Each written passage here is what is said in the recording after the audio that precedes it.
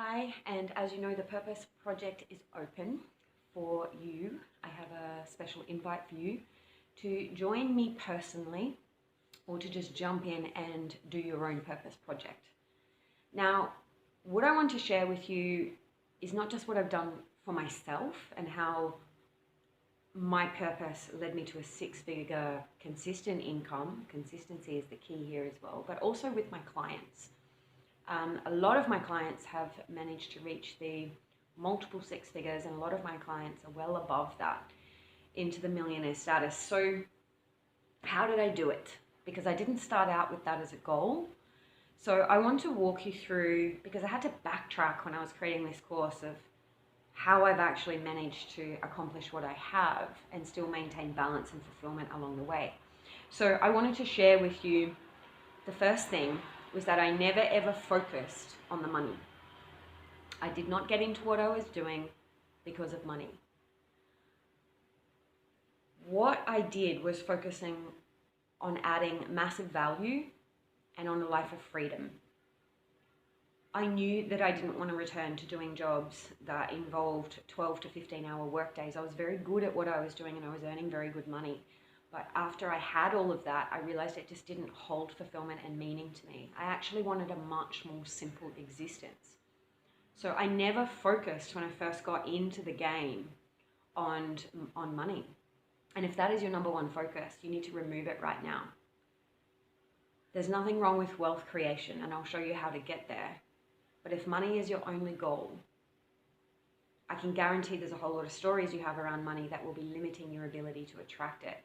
So I want you to shift to freedom, your vision of freedom, what that looks like, and adding value to the world. Inspiring versus aspiring, serving versus just doing. They're little shifts, but they're different. So when I look back at when I first started living this life of purpose, I actually focused on freedom, my vision of freedom and what that looked like, and adding value to the world. And in turn, I was able to attract value back to me in the form of abundance, in the form of freedom, naturally, with ease, without really having to try very hard.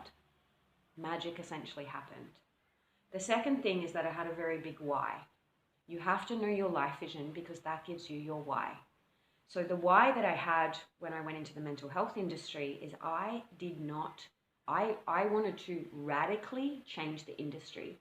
I did not want anybody else to go through what I went through with my mental health, of not knowing if I was going crazy, not knowing where to turn, not knowing that medication wasn't the answer, not knowing that there were all of these amazing tools that I learned through my journey. I'd never wanted anyone else to experience that again, and I was passionate about it. I had a big why. I wanted to see the mental health industry take a massive shift. And I put a bomb under that industry. And my why was big for why I was doing it. Did I cop a lot of crap in the beginning? Absolutely. Did I care? No, because my vision was big and my why was big. The second why that I had was my daughter. We had a really difficult journey with my little girl when she was first born, both with her and I with our health, which actually led me into the industry. And I wanted to have more time with her. I didn't want to be one of those moms that wasn't around. I was in love with spending the time with her. And so she was my why. I would not have achieved a quarter of what I have in my life if I didn't have my why. So you have to get clear on what your why is.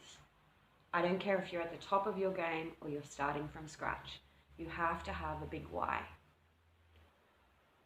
The third thing is that I knew my vision. I've gone through vision in my previous emails and videos. If you haven't taken a look, go back and have a look. I knew my vision. It was clear in my mind. I saw it every day. I used the vision boards. They're so 80s now, but I use the vision boards. I'm a very visual person. So I had a strong vision for my life and I was not going to negotiate on it. I can't tell you how many people at the beginning of launching my purpose-based, soul-based life of freedom tried to pull me back down to their level, tried to keep me in a box, tried to take me out. And I'm not joking. But I would not negotiate on that vision. And when you will not negotiate on that vision, there is a vacuum effect that happens where maybe the things that are no longer going to serve your highest purpose in life will be removed. And I learnt to be okay with that. I learnt to be able to go, okay, I will love you from a distance if it was a person. I learnt to be okay with the no's. I learnt that people with their own limitations get uncomfortable when you break those limitations yourself. And so instead of fighting it, I just showed compassion. But I held on to that vision and I would not negotiate on it. I did hustle. I hustled a lot. More than I would recommend you to do, and I will show you how to not work so hard. I was born with the work hard gene. It's going to get you to where you go. I worked ridiculous hours in the beginning to get to where I have been. And I know a lot of entrepreneurs literally work 10 times harder than anybody else who has a full-time job. And I'm going to show you how not to do that because it actually led me to more burnout. So I'm going to show you how not to do that. But I did hustle because I thought I had to do it all myself. What I teach you to do instead is to take powerful, effective action. And that doesn't involve hustling all day long and just never ending. Powerful, effective action out of presence. And that's something that I learned out on the way. So I will share that with you. But I was willing to do what it takes. I really was willing to do what it takes. So in the beginning, for me, that was a lot of hustle. I didn't have a big bank account. So I hustled and I did pretty much everything myself. But I'm going to show you how to make it fast, easy, fun, and effective without having to work so hard, and how to play with manifestation and trust and surrender, but also how to apply effective action when you need to. The next thing is I constantly surrounded myself with greatness. I was very discerning about who I would let around my energy, and I was able to love people from a distance that weren't going to get on board with where I was going. That didn't mean that I was putting myself higher than anybody else. It just meant that I chose very carefully what I watched, what I listened to, what I read, and who was around me. And I attracted, because of doing that, the most incredible people. I have been lucky enough as a coach, and when I first started my retreat, to attract the most inspiring, incredible people. And I also attracted it in clients. So I learned that the circle of influence that I had around me, including my environment and the habits that I built in that environment, were incredibly powerful. The next thing is I learned to know, what I realized when I looked back on this years later, as I came across this diagram called the Ikigai, which is a Japanese method for nailing your unique purpose in life, or your reason for being. When I looked at it, I realized that when I created Retreat, this is, and my career in the first place, this is exactly what I'd done. I had actually taken what I love, so your passions, what I was good at, and what I was good at was very random. I was a great waitress. I was great at flipping restaurants. I was great with budgets. I was great with people. So I took all of these things that I was good at, and when you look at them on paper, you're like, what can we do with these skills? But I rolled them all into one. What I loved was nature. I love beautiful properties. I love connecting with people. I loved inspiring people. So I didn't try to be all of those things. I looked for the other people that could fill in the gaps. And this is where it becomes important to start where you are. The Ikigai is also about looking at what the world needs. And that's, if we go back to step one, is that it wasn't about the money. It was about adding value to the world. And my why.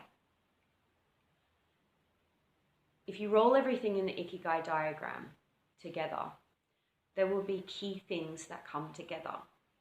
And I've seen people go from architects to pajama design. It's by doing this exercise. The most random things come out of it, and it's really interesting that there's one thing that the Ikigai doesn't touch on, and that is using the discomfort of your past, even trauma, the most difficult experiences you've had, and infusing that and using it and running with it instead of hiding it, avoiding and pretending not to know that it's there, or feeling that you failed, or feeling that it's wrong. I learned to take that and use it, and that is more powerful than that whole diagram. So what I realized I'd done when I first created was I didn't just look at what the world needed, what I loved, what I could make money from, and what I was good at. I learned to take my past and embrace it, and I learned to make it a part of my story. And that's where the inspiration came in, which is why I was so able to easily attract through words, through blogs, through video, through on the phone. It all comes down to service rather than ambition. It comes down to meaning. So the Ikigai that I teach you, and we really flesh it out in the course, is how to really get, because I know a lot of people that have businesses, but they're still missing nailing their unique purpose. And this is where products and services just pop out of nowhere that we weren't even seeing. Even this course is an example of using that diagram. After I nailed my Ikigai, surrounded myself with greatness, all of these things, the money came, the wealth came. And there have been times where I've lost it all, and I'm going to teach you about that as well. How not to sabotage it, how not to lose it. Because we get comfortable with a certain level of wealth, and if we go beyond that, we don't know what to do with it. So this is where I do a lot of projections to help nudge the ceilings that you have around wealth. So you're comfortable with where we're going before we even get there. Last year, I took a year off, post-divorce year off. And I looked back at my tax and I realized that I'd still had a 6-figure year, just off word of mouth, no advertising, no marketing, wasn't really doing that much. And I was like, wow. By getting clear on your purpose and stepping into service, magic happens. And I'm going to keep saying it. It doesn't matter what your starting point is, because I started from nothing, absolutely nothing. And I've worked with millionaires that have everything available to them and are still lacking the meaning and fulfillment. So this is your invite to go and check out the Purpose Project. This is my passion project, is to be with you. We are a family. I'm very down to earth in the way that I coach and work, but I'm also very practical, and I also have proof that what I do in this process works. If you are willing to apply everything that I will share with you, it will work. I really hope that I get the opportunity to see you on the inside. And I hope it's been helpful at looking at how we take our purpose in these steps that I've shared and actually put them into reality and play. I hope you have a great day.